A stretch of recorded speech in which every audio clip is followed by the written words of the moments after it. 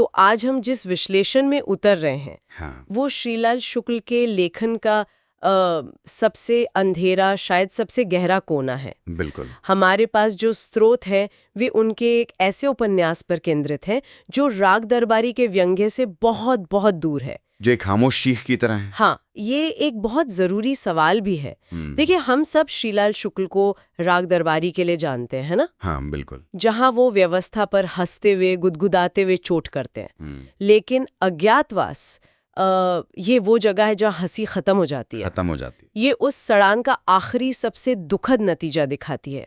और स्रोत तो ये भी बताते हैं कि शुक्ल जी ने खुद कहा था कि इस उपन्यास को लिखने के बाद उनके पास लिखने के लिए कुछ बचा ही नहीं। वाह, लिखने को कुछ बचा ही नहीं, ये तो अपने आप में एक बहुत भारी बयान है। जैसे उन्होंने अपना सब कुछ इसमें निचोड़ दिया हो। तो चलिए फिर इस खामोशी को समझने की कोशिश करते हैं। देखते हैं कि इस गुमनाम वास में क्या छिपा है। तो कहानी का केंद्र कौन है, ये किरदार कौन है जिसके कंधों पर इतनी भारी कहानी का बोझ है। कहानी का केंद्र है 60 साल के एक रिटायर्ड प्रोफेसर विद्यासागर त्रिपाठी और यहीं से मतलब उपन्यास की विडंबना शुरू हो जाती है। नाम है विद्या का सागर, लेकिन वो ज्ञान का सागर आज एक छोटे से सीलन भरे किराए के कमरे में रहता है। कभी इलाहाबाद विश्वविद्यालय के हिंदी विभाग के सबसे सम्मानित विद्वानों में से एक थे। अच्छा। संस्कृत, दर्शन, साहित्य सब पर उनकी पकड़ थी। और आज की हकीकत, समाज और परिवार से पूरी तरह कटे हुए एक गुमनाम जिंदगी। मतलब नाम और काम में जमीन आसमान का फर्क। तो उनका ये अज्ञातवास सिर्फ ये नहीं है कि वो एक कमरे में बंद है। नहीं, बिल्कुल नहीं। असल में तो उन्हें उनकी अपनी सोच, उनके अपने आदर्शों ने ही देश निकाला दे दिया। आपने बिल्कुल सही पकड़ा, ये कोई मजबूरी का अज्ञातवास नहीं है, ये एक चुना हुआ निर्वासन है। चुना हुआ? हाँ, उन्होंने जानबूझकर खुद को एक ऐसी दुनिया से अलग कर लिया है जहां उनके ज्ञान और आदर्शों की कोई कीमत नहीं बची थी। ये एक तरह का कह सकते हैं मौन विरोध है। और उपन्यास की शुरुआत कैसे होती है? शुक्ल जी हमें इस किरदार की दुनिया में कैसे ले जाते हैं? शुरुआत बहुत ही साधारण लेकिन बहुत असरदार है। एक बूढ़ा आदमी, त्रिपाठी जी, सुबह की चाय पी रहा है। कमरा खामोशी में डूबा हुआ है। इतनी खामोशी कि सांस लेने की आवाज भी गूंजती है। बाहर बारिश हो रही है जो उनके अकेलेपन को और गहरा कर रही है। और दीवार पर टंगी है महात्मा गांधी की एक तस्वीर। अच्छा। जिसकी आंखें फटी हुई हैं। आंखें फटी हुई हैं। ये तो बहुत ही चुभने वाला प्रतीक है। ये सिर्फ एक तस्वीर नहीं, ये आजाद भारत की आत्मा का एक्सरे है। एक ऐसा आदर्श जिसे हम रोज देखते तो हैं, पर जिसकी नजर, जिसका विजन हमने ही फाड़ दिया है। बिल्कुल, ये वही आदर्श है जिनके लिए त्रिपाठी जी ने अपनी जवानी कुर्बान कर दी थी। और उनकी दिनचर्या देखिए, वो रोज सुबह अखबार उठाते हैं और उसमें सिर्फ निधन के कॉलम, ओबिचुअरीज। हाँ, ओबिचुअरीज पढ़ते हैं। बाकी दुनिया में क्या हो रहा है इससे उन्हें कोई मतलब नहीं। ये दिखाता है कि वो न सिर्फ दुनिया से कट चुके हैं, बल्कि अवचेतन में वो खुद भी अपनी मौत का इंतजार कर रहे हैं। ये अकेलापन, ये निराशा तो रूह कंपा देती है। और ये और भी गहरा हो जाता है जब हमें पता चलता है कि ये कोई मामूली इंसान नहीं है, इनका एक अतीत है। हाँ, और यही कहानी की परतें खुलती हैं। फ्लैशबैक हमें बताते हैं कि त्रिपाठी जी 1942 के भारत छोड़ो आंदोलन में स्वतंत्रता सेनानी थे, जेल भी गए थे। अच्छा। आजादी के बाद उन्होंने पूरी ईमानदारी से विश्वविद्यालय में पढ़ाया। वो उन गिने चुने प्रोफेसरों में से थे जिनके लिए पढ़ाना एक मिशन था, नौकरी नहीं। तो फिर इतना सम्मानित व्यक्ति इस हाल में कैसे पहुंच गया? कहाँ गड़बड़ हुई? गड़बड़ तब शुरू हुई जब उन्होंने व्यवस्था से टकराने की हिम्मत की। जब विश्वविद्यालय में कुलपति और नेताओं ने मिलकर डिग्री बेचने का धंधा शुरू किया, जब अयोग्य लोगों को भर्ती किया जाने लगा, तो त्रिपाठी जी अकेले ही उनके खिलाफ खड़े हो गए। उन्होंने आवाज उठाई। और नतीजा क्या हुआ? किसी ने उनका साथ दिया? नतीजा वही हुआ जो अक्सर ऐसे मामलों में होता है। उनके ही विभाग के लोगों ने, उनके सहकर्मियों ने, सबने उन्हें किनारे कर दिया। पीठ पीछे उन्हें पागल, अहंकारी, समय के साथ ना चलने वाला। बिल्कुल, ये एक क्लासिक तरीका है। जब आप किसी के तर्कों का जवाब नहीं दे पाते तो आप उस व्यक्ति को ही बदनाम करना शुरू कर देते हैं। ये बात एक बहुत जरूरी सवाल खड़ा करती है। क्या हमारा समाज, हमारी व्यवस्था एक ईमानदार और आदर्शवादी व्यक्ति को बर्दाश्त ही नहीं कर सकती? क्या उसे ऐसे लोग चाहिए ही नहीं जो आईना दिखाएं? यही इस उपन्यास का केंद्रीय प्रश्न है।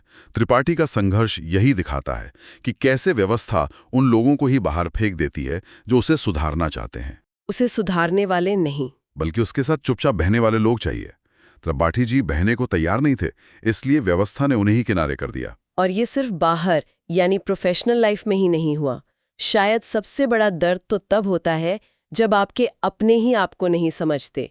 उनके परिवार का क्या हुआ? त्रासदी यहीं और गहरी हो जाती है।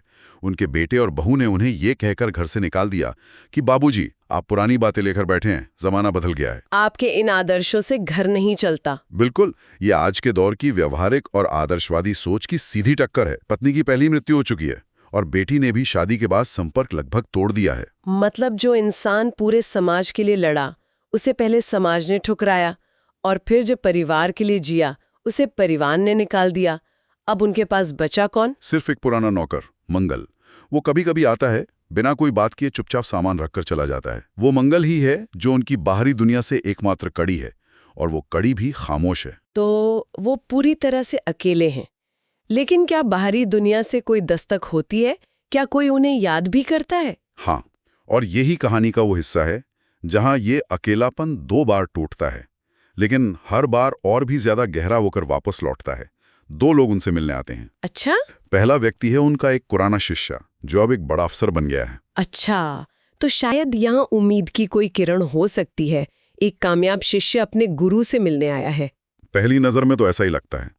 वो शिष्य आता है, बहुत सम्मान दिखाता है, पैर छूता है और कहता है, सर आज मैं जो भी हूं आपकी वजह से हूं। लेकिन फिर वो अपनी असलियत पर आता है। मतलब? वो मदद की पेशकश करता है। सर आप इस हाल में क्यों रह रहे हैं? कहिए तो आपकी पेंशन का कोई इंतजाम करवाऊं। और इस पर विद्यासागर जी का क्या जवाब होता है? उनका जवाब मतलब इस उपन्यास के सबसे शक्तिशाली संवादों में से एक है। वो शांति से कहते हैं, नहीं बेटा, तुम जाओ। तुमने जो सीखा वो मैंने नहीं सिखाया था। वो मैंने नहीं सिखाया था। ये लाइन तो चुभ जाती है। बिल्कुल इसमें कितना दर्द, कितनी निराशा और कितना स्वाभिमान है। बिल्कुल। एक गुरु के लिए इससे बड़ी हार क्या हो सकती है? त्रिपाठी जी एक पल में देख लेते हैं कि उनका शिष्य उसी भ्रष्ट व्यवस्था का एक सफल पुर्जा बन गया है, जिसके खिलाफ वो लड़ते लड़ते हार गए। हाँ, शिष्य की मदद की पेशकश एक तरह का अपमान है। ये कहना कि आपके आदर्शों की कीमत अब बस एक पेंशन जितनी ही रह गई है। तो पहला दरवाजा तो बंद हो गया, लेकिन एक और दस्तक होती है। इस बार नई पीढ़ी की तरफ से एक नौजवान पत्रकार आता है। हाँ, आता है, और मैं कहूंगा कि ये उम्मीद की किरण नहीं बल्कि एक भोली भाली उम्मीद का आईना था। वो नौजवान पत्रकार पूरे जोश के साथ आता है इंटरव्यू लेने। अच्छा। वो पूछता है, सर आप तो आजादी के योद्धा थे, एक महान विद्वान हैं, आप ऐसे छिपकर क्यों बैठे हैं? बाहर निकलिए, हमारा मार्गदर्शन कीजिए। ये तो सुनने में बहुत अच्छा लगता है। त्रिपाठी जी इस पर क्या कहते हैं? त्रिपाठी जी उसकी मासूमियत को समझते हैं। वो उस पर गुस्सा नहीं करते, बल्कि उससे एक पलटा सवाल पूछते हैं, क्या? तुम आजादी किससे लड़ रहे हो? पत्रकार थोड़ा हकला कर, थोड़ा अटक कर कहता है, सर भ्रष्टाचार से, अन्याय से। एक आदर्शवादी जवाब। हाँ, एक किताबी जवाब, जिस पर त्रिपाठी जी हल्की सी उदास मुस्कान के साथ कहते हैं, जाओ बेटा, पहले ये पता करो कि तुम जिस अखबार में लिखते हो वो किसका है। और पत्रकार के पास कोई जवाब नहीं हो। कोई जवाब नहीं, वो भी निरुत्तर होकर चला जाता है। ये दोनों मुलाकातें तो उनके अज्ञातवास को और भी ज्यादा सही ठहरा देती हैं। सही कहा। एक पीढ़ी जो व्यवस्था का हिस्सा बनकर सफल है, और दूसरी जो लड़ना तो चाहती है पर उसे दुश्मन की असली पहचान ही नहीं है।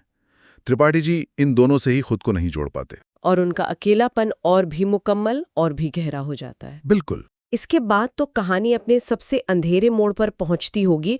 उपन्यास के आखिरी हिस्से को पढ़ने के लिए वाकई हिम्मत चाहिए, जैसा कि स्रोत में लिखा है। बिल्कुल। विद्यासागर जी को पता चलता है कि उन्हें गले का कैंसर है, जी। आखिरी स्टेज का। लेकिन वो ये बात किसी को नहीं बताते। किसी को भी नहीं। किसी को नहीं। अकेले ही उस असहनीय दर्द को सहते हैं। वो रात रात भर जागते हैं, अपनी पुरानी डायरियां पढ़ते हैं और अपनी जिंदगी का हिसाब किताब करते हैं। लेकिन वो किसी को बताते क्यों नहीं? कम से कम इस मोड़ पर तो इंसान को सहारे की जरूरत पड़ती है। उनका दर्द न बताना उनके चरित्र का ही विस्तार है।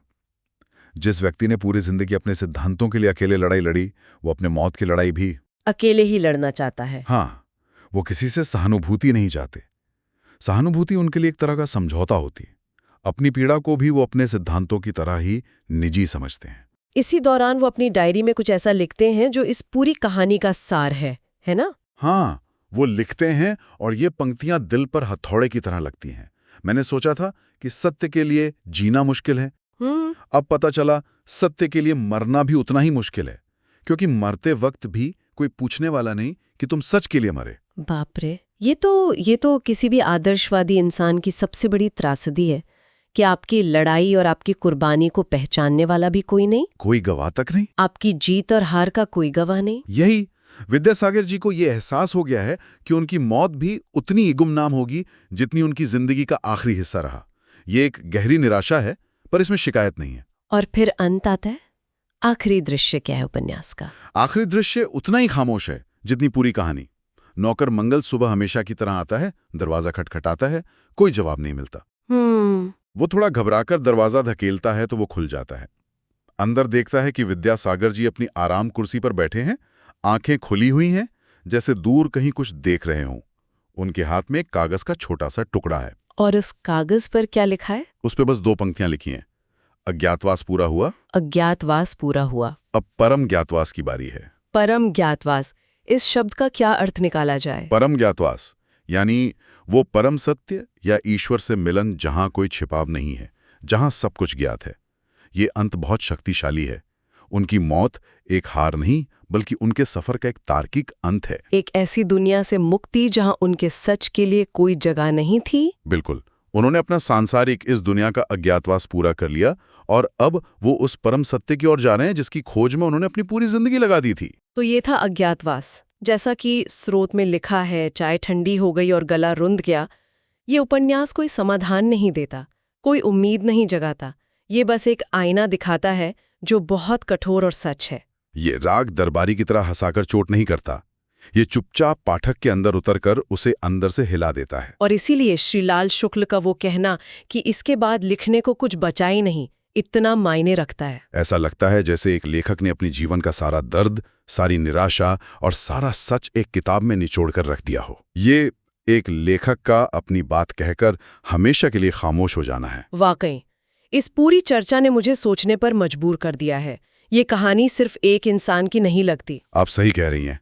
और यहीं हम अपने सुनने वालों के लिए एक विचार छोड़ जाते हैं। क्या विद्यासागर त्रिपाठी का अज्ञातवास सिर्फ एक पात्र की कहानी है, या ये उन अनगिनत लोगों का प्रतीक है जो आज भी अपने सिद्धांतों के कारण समाज के हाशिए पर धकेल दिए जाते हैं? और क्या आज के दौर में जब हर कोई अपनी राय जोर जोर से चिल्ला रहा है, तो क्या सबसे सार्थक और सच्ची आवाजें वही हैं जो इस शोर में कहीं खामोश हो गई हैं या कर दी गई हैं?